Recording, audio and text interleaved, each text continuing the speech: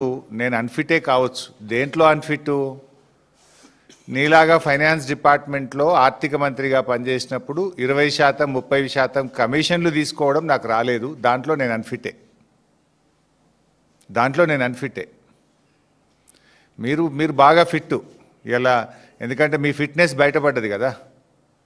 Finance department చరిత్రలో ఏ రోజు కూడా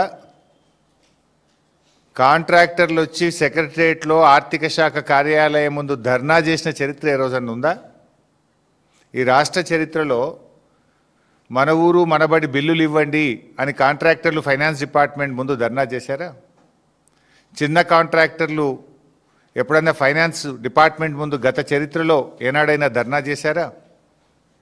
సర్పంచులు, మాజీ సర్పంచులు, మాజీ ఎంపీటీసీలు 10 సార్లు ధర్నాలు చేసి అరెస్ట్లైన చరిత్ర ఈ రాష్ట్రంలో ఎప్పుడైనా ఉందా? నోరు బారేసుకోవడం చాలా సులువు బట్టి గారు. Give respect and take respect.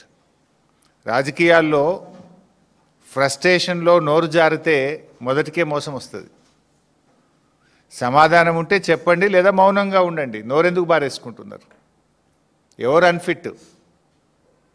మా పాలనలో మా కేసీఆర్ గారు ప్రభుత్వం ఆనాడు కాంగ్రెస్ నుంచి బీఆర్ఎస్ అధికారంలోకి వచ్చినాడు. రాష్ట్రంలో పరిశ్రమలకు వారానికి 2 రోజులు పవర్ హాలిడే.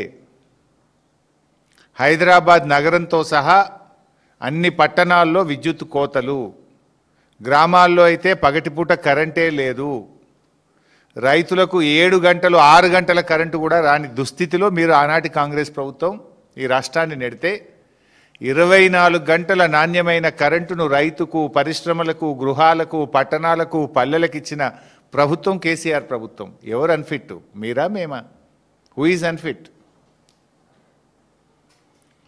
ఇవాళ స్కామ్ మీద మేము చెప్పాం.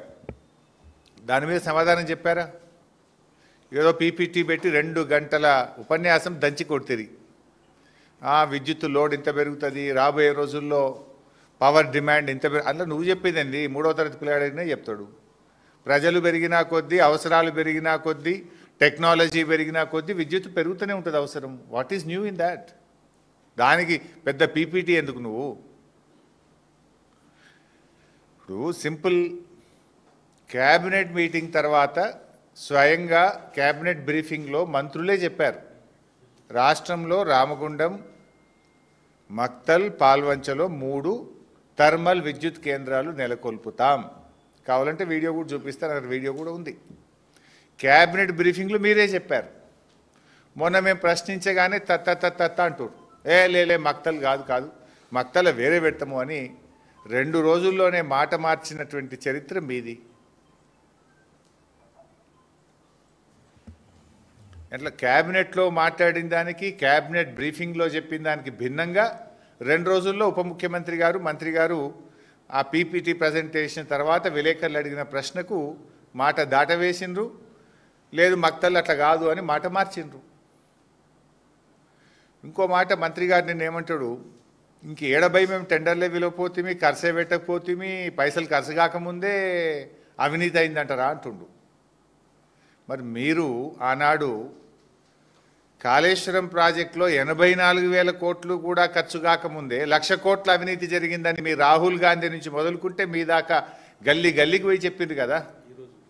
ఇవాళకి కూడా చెప్తున్నారు కదా, ఖర్చు అయిందే 84,000 కోట్లు దాటపోతే 1,00,000 కోట్ల అవినీతి జరిగిందని ఆనాడు అడ్డగోలుగా మాట్లాడినందుకు ముందు క్షమాపణ చెప్పండి.